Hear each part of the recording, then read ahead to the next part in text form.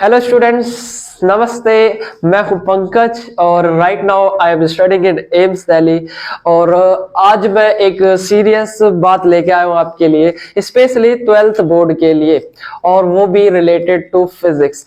देखो, फिजिक्स में क्या होता है, स्टार्टिंग में मतलब जब मैं एम्स दिल्ली में नहीं पढ़ता था, मेरा सिलेक्शन नहीं हुआ था, उससे पहले मेरे को भी फिजिक्स से डर लगता था। 12th बोर्ड मैंने भी क्या फिजिक्स से डर डर के ही करा, लेकिन उस टाइम पे हमें कोई बताने वाला नहीं था, ठीक है। इसलिए मैंने सोचा कि आपको एक अच्छी गाइडेंस मिले, तो हमारे साथ जो जो प्रॉब्लम्स हुई हमने उसे सॉर्ट करा, उसे सॉल्व करा, ठीक है। तो वो चीजें हम आपको बताने वाले हैं, ठीक है। तो बात करते हैं पहले टाइप्स ऑफ क्वेश्चन की, क्योंकि सबसे पहले यही समझना होता है कि फिजिक्स में सवाल आएगा तो आएगा कैसे, किस तरीके से बनेगा सवाल। क्योंकि फर्स्टली आपको सवाल ही समझ में नहीं आएगा तो आप न्यूमेरिकल नहीं कर पाओगे इसको, और आपको लगेगा डर उससे, क्योंकि फिजिक्स से डरने वाले बहुत सारे बच्चे हैं, ठीक है।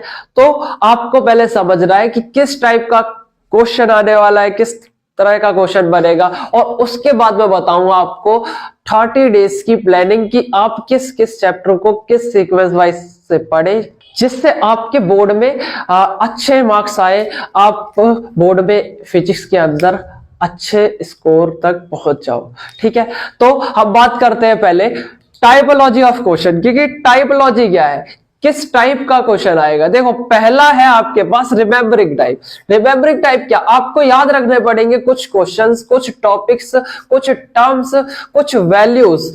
आपको मेमोरी बनानी पड़ेगी उन चीजों की। जैसे इलेक्ट्रॉन का चार्ज क्या है, इलेक्ट्रोस्टैटिक्स कर रहे हो तो इलेक्ट्रॉन का चार्ज आपको पता होना चाहिए, उसकी वैल्यू क्या होगी ये आपको पता होना चाहिए। तो ये मेमोरी बेस्ड सवाल आते हैं, फैक्ट बेस्ड सवाल आते हैं, टर्म बेस्ड सवाल आते हैं। तो आपको फर्स्टली ये चीज तैयार करनी पड़ेगी, ठीक है। सेकंड टाइप का कौन सा सवाल आता है, सेकंड टाइप होता है अप्लाइंग टाइप। मतलब सवाल में कुछ वैल्यूज दी जाएंगी आपको, ठीक है, और उसको फॉर्मूला अप्लाइड करके आपको उसे सॉल्व करना पड़ेगा। और इसके लिए क्या है, आपको कैलकुलेशन आनी चाहिए, क्योंकि कैलकुलेशन एक मेन इंपॉर्टेंट पार्ट होता है अप्लाइंग टाइप क्वेश्चन में।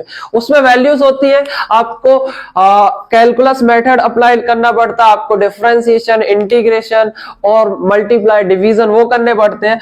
तो आपको मैथमेटिकल कैलकुलेशंस आनी चाहिए। तो आपको अप्लाइंग टाइप के लिए आप क्या कर सकते हो, बहुत सारे सवाल सॉल्व कर सकते हो आप, ठीक है।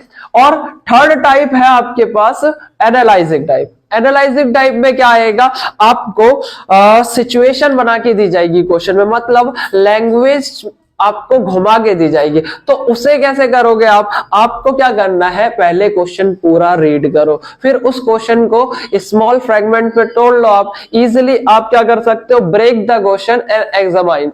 उसे पहले ब्रेक करो और समझो, समझने के बाद अगर आप आंसर करोगे तो आपका वो जो क्वेश्चन है कभी गलत नहीं होगा, ठीक है। तो ये टाइप है, किस टाइप के क्वेश्चन बनने वाले। तो उस टाइप में जब हमने बोर्ड दिया था तब ऐसा नहीं था कोई हमें बताने वाला, तो हमने आपको बताया कि किस टाइप के क्वेश्चन हो सकते हैं। तो आपको फैक्ट बेस याद रखना है, आपको न्यूमेरिकल वैल्यूज याद रखनी है, आपको फॉर्मूलेज याद रखने पड़ेंगे, और आपको कैलकुलेशंस आनी चाहिए। अब बात करते हैं सेकंड टॉपिक पे कि किस सीक्वेंस में हम अपने चैप्टर को तैयार करें, ठीक है। तो सीक्वेंस क्या रहेगा, सीक्वेंस से पहले आप ये समझो कि ऐसे कुछ चैप्टर्स होते हैं जिनको हमें क्या करना पड़ता है, कम टाइम में हम बहुत सारे नंबर से गेन कर सकते हैं।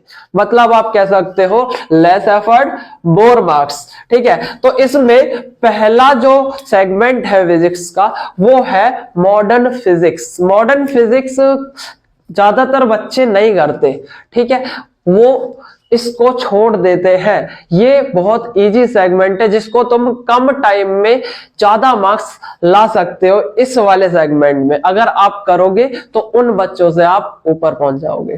देखो, इसमें आता क्या है, dual nature of radiation and matter, पहला चैप्टर ये आता है। एटम, न्यूक्लियर एंड सेमीकंडक्टर, ये 4 चैप्टर आपको तैयार करने हैं सिर्फ। इससे आपको 19 मार्क्स गेन होंगे, 19 मार्क्स, जिसमें से कुछ जो चैप्टर्स हैं वो आप पहले कभी पढ़ चुके हो 11th क्लास में। केमिस्ट्री में आपने कभी एटम के बारे में, न्यूक्लियाई के बारे में पढ़ा था, ठीक है। तो आप इजीली 19 मार्क्स गेन कर सकते हो, लेस एफर्ट लगेगा और मोर नंबर आप गेन करोगे। सेकंड बात करते हैं, सेकंड पार्ट जो है आप ऑप्टिक्स और ईएम वेव। ईएम वेव आप इजीली एक दिन में पूरा कंप्लीट कर सकते हो, ईएम वेव इतना बड़ा चैप्टर है नहीं। सेकंड, आप ऑप्टिक्स करोगे, ऑप्टिक्स में आते हैं दो चैप्टर, पहला है ray optics and second is wave optics. अच्छा, रे ऑप्टिक्स तो आपने 10th क्लास में कभी करी हुई है, अगर उसमें तुमने रे डायग्राम बना रखे हैं तो आपको इसमें बहुत हेल्प होने वाली है, आप रे ऑप्टिक्स जल्दी ही समझ जाओगे। आपने लेंस के बारे में, आपने मिरर के बारे में पढ़ रखा है पहले से, तो इसमें भी आपको कम टाइम लगेगा समझने में। बाकी सेकंड चैप्टर जो ऑप्टिक्स का है वो वेव ऑप्टिक्स है, और वेव ऑप्टिक्स में आपको ज्यादा नहीं, एक YDSC पढ़ना है, यंग्स डबल स्लिट एक्सपेरिमेंट, एक डिफ्रैक्शन और एक पढ़ना आपको पोलराइजेशन, ठीक है। तो 3 ये मेजर टॉपिक अगर आप क्लियर कर लेते हो तो ये ऑप्टिक्स कंप्लीट हो जाएगी और आपको इससे मिलेंगे 18 मार्क्स, टोटल 18 मार्क्स यहां से आप गेन कर लोगे, 19 यहां से गेन कर लोगे, तो 37 मार्क्स तो आप सिर्फ इतने से ही कर लोगे। और ये लेस एफर्ट में है, कम एफर्ट लगेगा और ज्यादा मार्क्स मिल जाएंगे आपको। फिर आपके पास आएंगे 2 और यूनिट, जैसे इलेक्ट्रोस्टैटिक्स और करंट इलेक्ट्रिसिटी। इलेक्ट्रोस्टैटिक्स में 2 चैप्टर आते हैं और करंट इलेक्ट्रिसिटी अलग ही एक चैप्टर है पूरा। अगर करंट इलेक्ट्रिसिटी अगर आप अकेला ही पढ़ लो ना तो ये 8 नंबर देके जाएगा आपको, 8 number. Electrostat plus current electricity 16 marks का पूरा सेगमेंट है, इसमें से 8 मार्क्स सिर्फ करंट इलेक्ट्रिसिटी के हैं। और करंट इलेक्ट्रिसिटी आपने कहीं ना कहीं 10th में पढ़ रखा है, जैसे आप रेजिस्टेंस को सीरीज पैरेलल में लगाना, ये चीज आप सीख चुके हो, करंट क्या होता है, ऐसे ये सिंपल टॉपिक तो आप पहले से पढ़ ही चुके हो, ठीक है। बाकी की आप इलेक्ट्रोस्टैट में 2 चैप्टर पढ़ने हैं आपको, एक इलेक्ट्रिक फील्ड से रिलेटेड चैप्टर है, एक इलेक्ट्रिक पोटेंशियल से रिलेटेड है, ठीक है। तो इन 2 चैप्टर्स को आप इजीली कर सकते हो। कुछ इसमें डेरिवेशंस हैं जो कि पहले और दूसरे चैप्टर में मिलती जुलती है, इसको आप कंप्लीट कर सकते हो इजीली, तो आपको 16 मार्क्स यहां से मिल जाएंगे। लास्ट सेगमेंट है, थोड़ा सा डिफिकल्ट लगता है बच्चों को, वो है मैग्नेटिज्म और EMI और AC। ये 3 चैप्टर 3 सेगमेंट आप मिला दो तो 17 मार्क्स आप यहां से ला सकते हो, ठीक है। तो आपको पहले करना क्या है, मॉडर्न फिजिक्स करनी है, उसके बाद ऑप्टिक्स और EM वेव कर लो, उसके बाद आप इलेक्ट्रोस्टैट और करंट इलेक्ट्रिसिटी कर लो, लास्ट में करना आप मैग्नेटिज्म जिसमें 2 चैप्टर आते हैं, और EMI इलेक्ट्रोमैग्नेटिक इंडक्शन बहुत ईजी चैप्टर है। अगर आपने फैराडेस लॉ कर लिए, अगर आपने सेल्फ इंडक्शन कर लिया, म्यूचुअल इंडक्शन कर लिया और आपने सोलेनॉइड कर लिया, तो ये चैप्टर तो आप कर लोगे इजीली।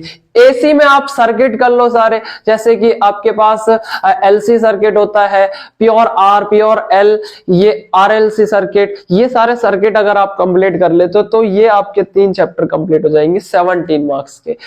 इस हिसाब से अगर आप करते हो, इस सीक्वेंस से करते हो, तो इजीली आप बोर्ड में कंप्लीट 100% सवाल सॉल्व कर पाओगे और आपके 90 अबव आप गेन कर सकते हो इन 30 डेज के अंदर। अगर लास्ट 30 डेज में अगर आपने ये सीक्वेंस फॉलो कर लिया, अगर आपने मेरी ये बात मान ली, तो आप श्योर शॉट 90 से अबव आप लेके आओगे फिजिक्स के अंदर, ठीक है। तो आज के लिए बस इतना ही।